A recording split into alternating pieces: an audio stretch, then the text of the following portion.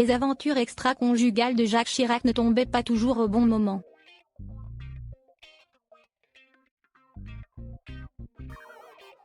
Dans Sexus Politicus, paru en 2006, les journalistes du Point et du Parisien Christophe Dubois et Christophe Deloy racontent une histoire qui illustre le laisser-aller qui a régné à l'Élysée, pendant une nuit dramatique.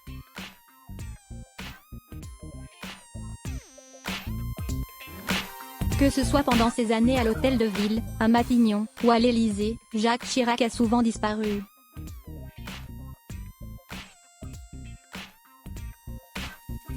Laissant son épouse Bernadette face à elle-même, à sa solitude, ou à son rôle de maman.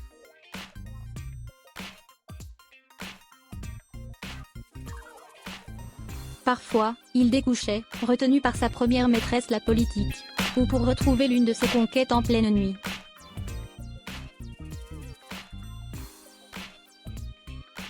L'ancien président de la République est mort le 26 septembre dernier. Dans son livre Entretien avec Patrick de Caroly, elle évoquait franchement les infidélités de son mari, lucide.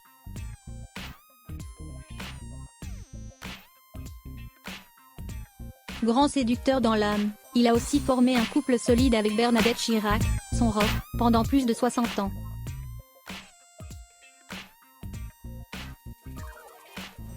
Toutefois, ses absences répétées l'avaient plus d'une fois laissé interdite. En particulier pendant la tristement célèbre soirée du 31 août 1997.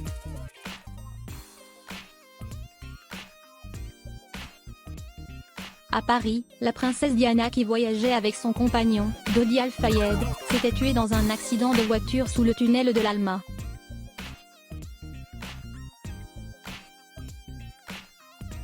Dans Sexus Politicus, paru en 2006, les journalistes Christophe Dubois et Christophe Deloy rapportent que le président de la République fut injoignable pendant un long moment à l'annonce de la nouvelle.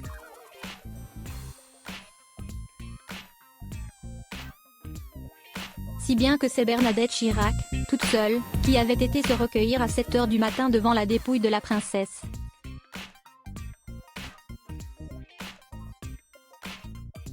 Mais enfin Monsieur Lomont, où est mon mari ce soir ? Cité dans cet ouvrage, Jean-Claude Lomont, le chauffeur de Jacques Chirac à l'époque, se souvient de son mari. Point de nouvelles.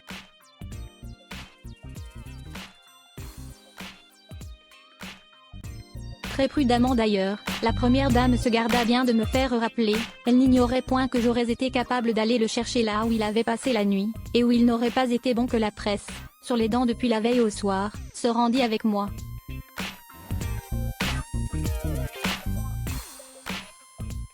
Jusqu'au petit matin, la première dame aurait demandé sans cesse au confident de son mari: mais enfin Monsieur Lomont, où est mon mari ce soir ?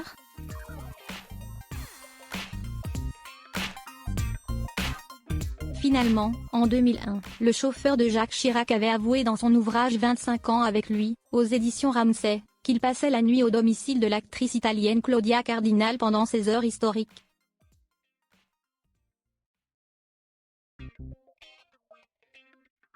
Cette dernière a toujours démenti la rumeur. « Je n'ai eu dans ma vie qu'un seul homme », avait-elle confié en mai 2017 dans les colonnes du Monde.